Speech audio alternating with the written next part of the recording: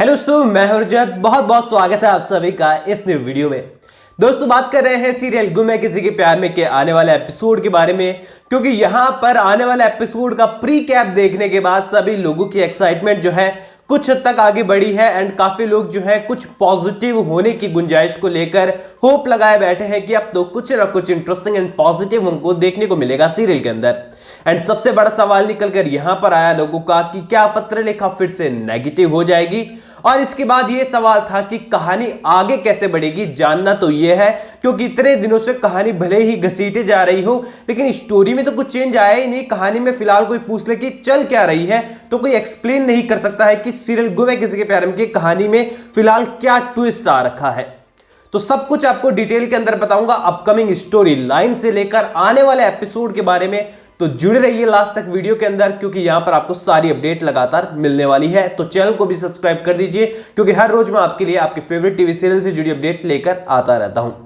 अब दोस्तों चलिए सबसे पहले हम बात करते हैं विराट के किरदार के बारे में, क्योंकि अब तो हर वीडियो में आदत सी हो गई है विराट के किरदार के बारे में बातचीत करने की।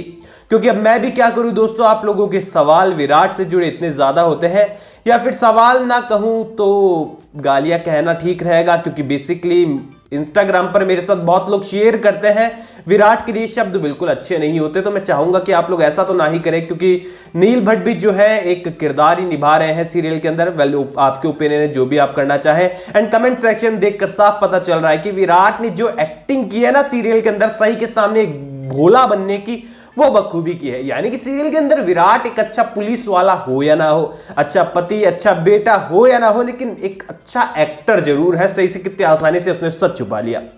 अब दोस्तों यहां पर सवाल खड़ा होता है ये कि जो प्री कैप है आखिरकार इसका क्या मकसद है। केवल और केवल टीआरपी के लिए एक बार फिर से सीरियल के मेकर्स ने नया फंडा अपना लिया है, या फिर वाकई में वो ये सब कुछ दिखाने भी वाले हैं। तो आपको बता देता हूं इस बारे में। तो दोस्तों ये सीन आपको जो है डेफिनेटली देखने को मिलने वाला है, और सवाल खड़ा होता है यहां पर कि क्या इस सीन को देखने के बाद पत्रलेखा नेगेटिव हो जाएगी या फिर नहीं हो जाएगी। अब वैसे से दोस्तों यहां पर पत्रलेखा सुधरी ही कहां थी। अभी तक तो उसने ऐसा कोई सुधरने वाला पॉजिटिव काम किया नहीं कि हम कह सके कि पत्रलेखा सुधर चुकी है। जहां तक उनका स्वार्थ था विनू के साथ कि विनायक के पैर ठीक हो जाए, वो सही के आगे पीछे घूम रही थी। और जब विनायक ठीक हो गया, पत्रलेखा ने अपना पुराना रूप शुरू कर दिया और उसे लगने लगा कि वो विराट को उससे छीन लेगी। यानी कि ये कहें कि चौहान निवास में रहने वाला हर एक शख्स फिलहाल अपने मकसद को लिए किसी को भी मुंह लगा सकता है और किसी को भी नजरों से उतार सकता है, सिर्फ और सिर्फ अपने फायदे, अपने मतलब के लिए। तो ये गलत नहीं होगा। यानी कि ये कहूं कि पत्रलेखा का किरदार एक गलत जोन में जाने वाला है तो ये गलत नहीं होगा। पत्रलेखा का किरदार जैसा फिलहाल चल रहा है नेगेटिव ही है, पॉजिटिव तो नहीं कह सकते हैं, वैसा ही आगे बढ़ने वाला है। इस प्री कैप के बाद भी बस विराट से उसकी लड़ाई झगड़े जो है वो एक्स्ट्रा बढ़ जाएगी। लेकिन यहां पर इस बार विराट को धकेलने के लिए या फिर उसको दबाने के लिए उसका जो सबसे बड़ा सपोर्टिव पिलर होने वाला है, यानी कि भवानी काकू, वो उनके साथ आपको देखने को नहीं मिलेगा। और यहीं से शुरू होती है सीरियल की नई स्टोरी लाइन। जी हां दोस्तों, सीरियल के अंदर पिछला एपिसोड अगर आपने गौर से देखा है तो आपको मालूम होगा कि पहली बार चौहान निवास के अंदर किसी को मौका मिला है भवानी काकू को ताना मारने का, और इस ताने का रीजन भी और जरिया भी कोई और नहीं बल्कि बनी पत्रलेखा। यानी कि पत्रलेखा की वजह से भवानी काकू को ताना खाना पड़ गया शिवानी द्वारा कि जो बच्चा पैदा नहीं कर सकती है उसको तो आप सर पर बैठा कर रखी है, और जो आपको खुशखबरी दे रहा है उन्हें आप ताना सुना रही है। और भवानी काकू को कोई ताना मार दे वो भी पत्रलेखा की वजह से, तो इसका गुस्सा तो पत्रलेखा पर ही जाने वाला है। और भवानी काकू को घूम फिरकर फाइनली मायने में ये सेट होने वाला है कि पत्रलेखा तो कोई काम की नहीं रही है अब, क्योंकि भवानी काकू भी कहीं ना कहीं पर अपने स्वार्थ के कारण ही पत्रलेखा के आगे पीछे घूम रही थी कि हो ना हो कल को ये घर का वंशज देगी और घर का बच्चा जो है किलकारी जो है इसी की कोख से जन्म लेगा और यहां पर गूंजाएगी किलकारियां। लेकिन यहां पर भवानी काकू को पता चलने वाला है कि पत्रलेखा वैसा कर नहीं सकती है, तो यहां पर भवानी काकू पत्रलेखा को साइडलाइन करने की कोशिश करने वाली है। लेकिन दोस्तों यहां पर भवानी काकू एक मकसद सेट करने वाली है अपने माइंड के अंदर कि शिवानी जो है इस घर के वंशज को आगे बढ़ाए, यानी कि राजीव और शिवानी अपने परिवार को आगे बढ़ाए, उससे पहले विराट को जो है अपने वंश को आगे बढ़ाना ही होगा, चाहे सिचुएशन कोई भी क्यों ना हो।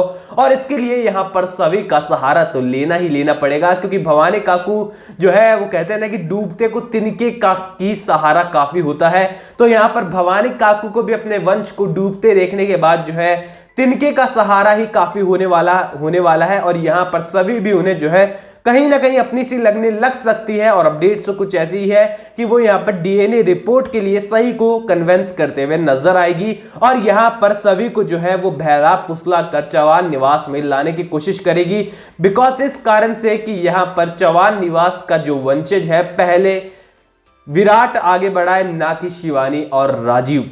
अब ऐसे में दोस्तों भवानी काकू भले ही कितने भी ज्यादा विनायक को प्यार करती हो या फिर ना करती हो, यहां पर कहीं ना कहीं उनके माइंड में ये चीज तो है ही है कि विनायक को गोद लिया गया है। और विराट यहां पर पता नहीं कब तक कितना खुश अपने आप में रह पाएगा और सच छुपाकर वो रह पाएगा, केवल और केवल पत्र लेखा के लिए। मतलब विराट ने पूरे परिवार को दुखी करके रखा है, सई की पूरी फैमिली को दुखी करके रखा है, सिर्फ और सिर्फ पत्र लेखा के लिए। यानी कि किसी एक को दुख से बचाने के लिए चौहान निवास के 12-13 लोगों की फैमिली और सई की 3 लोगों की फैमिली को उसने कुएं में ढकेल दिया कि जाओ, तुम्हारी खुशियों से मुझे कोई फर्क नहीं पड़ता है, फर्क पड़ता है तो मेरी पत्नी पत्र लेखा की खुशियों से पड़ता है, उसको कुछ नहीं होना चाहिए, बाकी चाहे लोग भाड़ में जाए।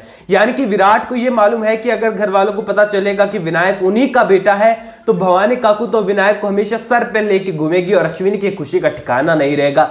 और एक मां को उसका खोया हुआ बच्चा मिल जाए तो यहां पर सई की खुशी का ठिकाना, एक मां की खुशी का ठिकाना क्या होगा, इसके बारे में तो कोई अंदाजा भी नहीं लगा सकता। और सभी को उसका भाई मिल जाएगा तो इससे बड़ी खुशी क्या हो सकती है। और विराट को इन सब चीजों को नजरअंदाज कर जो है सबसे बड़ी खुशी दिख रही है इस बात के अंदर कि पत्र लेखा को कुछ नहीं होना चाहिए। ऑल ओवर दोस्तों एक शब्द में अगर कहें तो यहां पर आने वाली कहानी को कोई और नहीं बल्कि भवानी काकू ही आगे बढ़ाएगी, और भवानी काकू बड़ा ट्विस्ट लाते हुए नजर आ सकती है।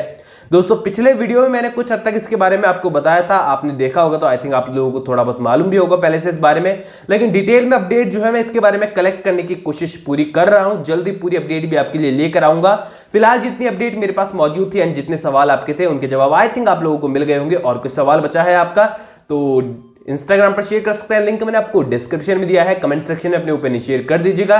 उसका तो आपके पास पता ही है, नीचे कमेंट सेक्शन में आराम से शेयर कर सकते हैं। चैनल को सब्सक्राइब कर दीजिएगा और बेल आइकन को दबाना मत भूलिएगा, क्योंकि आपके फेवरेट टीवी सीरियल से जुड़ी अपडेट मैं आपको लगातार यहां पर पहुंचाता रहता हूं। दोस्तों मैं मिलूंगा आप सभी लोगों से अगले वीडियो में, जब तक के लिए थैंक यू दोस्तों।